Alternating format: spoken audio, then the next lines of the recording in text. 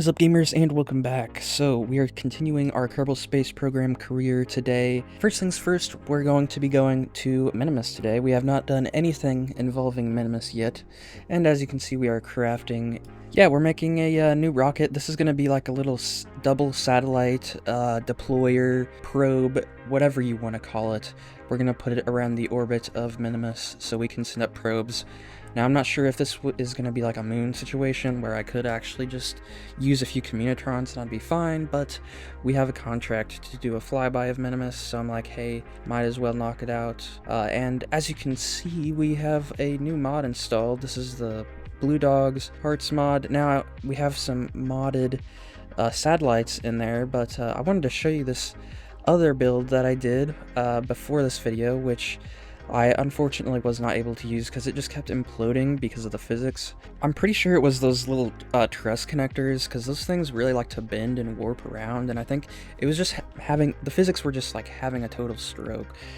This is a pretty simple rocket compared to what I built before, and I'm pretty happy with it. We used a quad engine design once again. We used the swivel engines because they have a lot of control. I really like the swivels. Also, as you can probably tell, we almost have like 1,000,000 buckaroos. I have done quite a bit of grinding. You know, I did a little bit of mining off camera, if you want to say that. Yeah, but this thing only costs like 15 grand, so that made me pretty happy. That's pretty cheap, let's be honest. But yeah, anyways, time for launch. I for some reason, my OBS bugged and I did not get game audio, unfortunately. So yeah, this is the best we're gonna get for this video, but I also started using this mod. It's called TUFX. It's kind of like a shaders mod, makes the graphics look even better. It's gotten to the point, like, this is the benefits of having such like a technical, no offense, like a very nerdy community. That's just the people that it's going to attract for, you know, a space game like this. I'm sort of a nerd myself, but not that much. But yeah, these mods are just incredible because the community just has so many like technical minded people that can create, you know, incredible mods like this. I don't think there's ever been a game that's been modded like this well. But yeah, we also got new solar panel designs. I won't lie to you, this Blue Dogs mod, like, it's really cool, but it probably adds, like, it probably triples the amounts of parts in the games. Like, it's a little excessive. I probably don't understand how to use like half of them. But yeah, we're getting into orbit pretty smoothly here. I did do quite a bit of extra, put quite a bit of extra delta V on this. Now, truth be told, I thought this contract, did not need to be manned. It actually does need to be manned, so I had to relaunch this vehicle with a manned crew module, which was not really a big deal. I wanted to send multiple probes anyway. Anyways, right now we're just doing our burn to hopefully get an encounter with Minimus. I think Minimus is just a little bit tougher than the moon because it doesn't have quite as much of a gravitational pull, so it can be a little bit more difficult to get an encounter. It's also, you know, not, you know, perfectly angled with the KSC like the moon is, but it's still really not that hard by any means. You can also probably see that one satellite in the map view that's just kind of doing that really weird orbit. That was a mission that I did off camera, which was repairing an old satellite. Fun fact, I think if you repair these, you can do these contracts to repair satellites, and once you complete the contract, you can use the satellite for communication. I'm pretty sure it's completely yours after you do it. Also, when you do contracts for saving kerbals, from, you know, orbit or what have you, you actually, you know, get to use the kerbals after that. They become your own, so it's pretty nice. Anyways, we kind of got like a little goofy orbit here, but at this point I'm like, I don't think it really matters, because with how small Minimus is, you know, you would think that we could kind of get most of our signal around the planet, or it's not a planet, the moon anyway. And we went ahead and deployed our first one here. I had to do a little shimmy shake because it was not wanting to separate itself. And I'm not really trying to get any type of perfect orbit by any means. I just kind of want them a little separated. If this was like Mars or Duna, I mean, then I would actually try to have like a really good aligned orbit for all my satellites. But this, I'm just kind of like, yeah, this one really didn't want to go. I was just kind of flinging it around, and we went ahead launched this pretty much the same mission all over again. I just wanted to do a manned one this time so we could complete that contract. Nothing really special about it, just went the exact same as last time. And I went ahead and tried to get at least a little bit of a different orbit with these, went ahead and deployed them. Yeah, as you can see, I really do, I do not care. I just kind of want to get them in orbit. Doesn't need to be perfect, alright? And then I try to burn off as much speed as I can, but I came in cooking. Yeah, I don't know why I put those RCS thrusters on the capsule, because those could have very easily exploded. Yeah, this was the map view of all the satellites. I don't know what that green one is. I think that's for like a contract. That one is not mine. But yeah, I'm sure this will be good enough for all of our connection needs on Minimus. I would say job well done. Alright, and now it is finally time to make our moon rocket, finally. This is going to be the Redline 2, not to be confused with the Redline Mark II, though. They will be fairly similar, because we're going to be using this pretty much the same engines. We're going to be using the mainsail, probably my favorite engine in the game, even though it is pretty overpriced, I won't lie. We also got quite a few new science parts. Now, I don't really know how to use most of them, like I've said earlier, but I have decided I am going to tune down the science rewards back to 100% because we have so many new science parts. We're going to get a lot more science because of that, and I don't want it to, you know, I don't want to blast through the progression too fast. So, also, if you're wondering how to know how much Delta V that you need for something like your moon rocket, you can actually use a mod called Kerbal Engineer Redux, and it will automatically do all your Delta V math for you, so you know exactly how much. Well, I would say it's a rough estimate. I don't know if it's exact, but it'll give you a pretty good idea how much Delta V you have, and you can actually go online and find a Delta V map that will tell you how much Delta V that you need to go to each location, all of that. I usually like to have like over 1,000 more than what the Delta V map says, because I think that's like the bare minimum that you're supposed to have. Also, know that command pod that I'm using is not the Mark II command pod. That's actually a modded command pod, but it does hold 2 kerbals, and it is just a slight bit smaller. And yeah, this is pretty much the... Oh yeah, you can see in the background we have an Obamian flag. I couldn't tell you why, but I just really wanted an Obamian flag for this mission, so... Anyways, it's blast off time, and this thing was cooking, dude. This thing has a ridiculous amount of thrust. I mean, that's what you would expect with a mainsail and several solid rocket boosters. There's this really interesting thing in this mod where the solid rocket boosters kind of like sputtered out whenever they ran out of fuel. I don't know if that's like realistic to real life, but in normal KSP they do not like sputter out like that. It was kind of cool, if I'm being honest with you. And you can see that Poodle engine.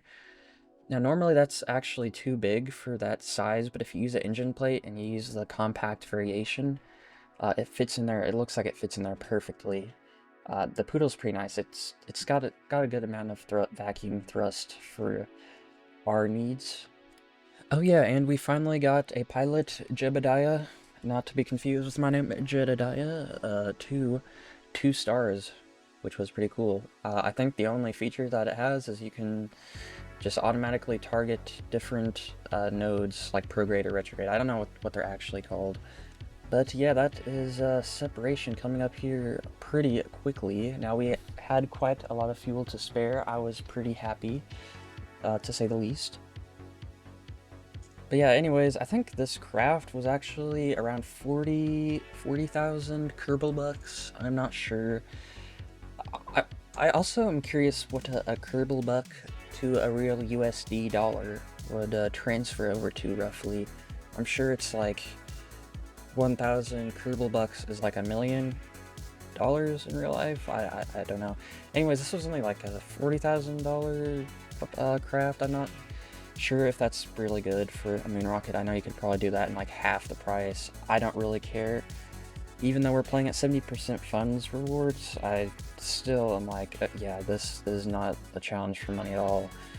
Granted, I have been doing a decent amount of contracts, but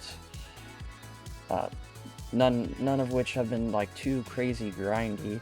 Really, it's just the early game that is pretty rough, I think, because you just aren't really doing much of anything interesting. Anyways, I wanted to land on this far side crater. I also have another contract to get like 50% of all the mystery goo observations on the moon, so I have to land on pretty much every different area. And this, now that we can actually target retrograde automatically, this makes the landing a lot more easy. It was a pretty easy touchdown. Oh, and I totally forgot to mention that modded solar panel, it has a little antenna at the end, so you don't have to put one on your lander. It's pretty cool. Pretty cool feature. And I almost landed in that little cluster of rocks over there. That would have been kind of bad. I'm sure in real life, I mean, obviously they probably scan the moon first, but they also probably fly pretty low to the ground, and then they scout out an area first, then they decide to land. But we don't do that around here, alright? We like to wing things. So, there we are, planting the Obamian Prism flag, a sign of courage, intelligence, wisdom, discipline, determination, all of the above. It's just inspirational. Now, I had to find a moonstone for getting a contract again, and I had to use some cheats because parallax. Oh yeah, this happened.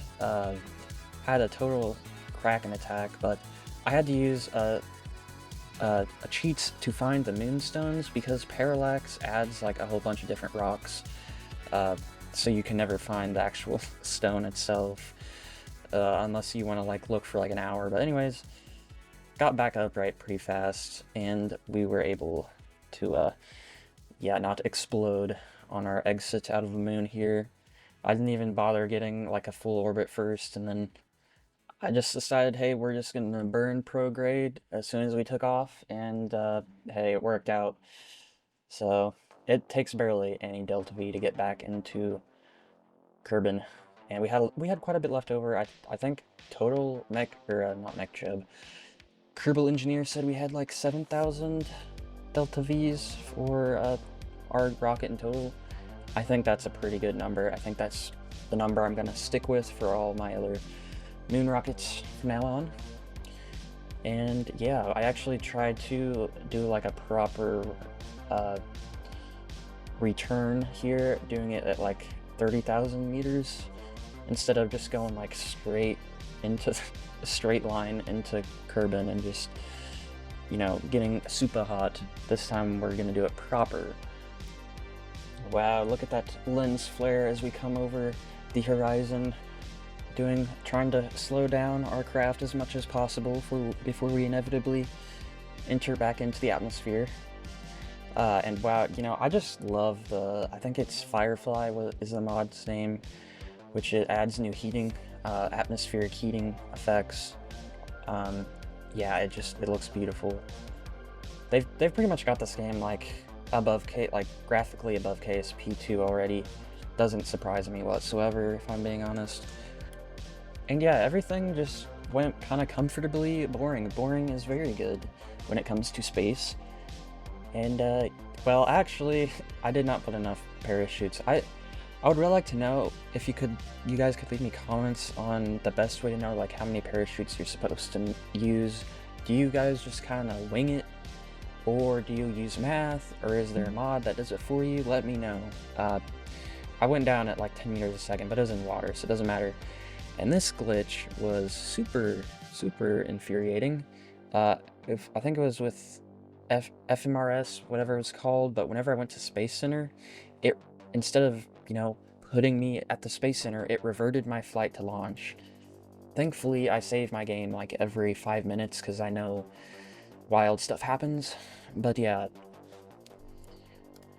just had to reload another save and everything turned out fine. I have to look really quick here to see how much science we got. We got a ton of science. Yeah, 600 science. That is a lot, but that's about all the time I got for this video, guys. I hope you enjoyed.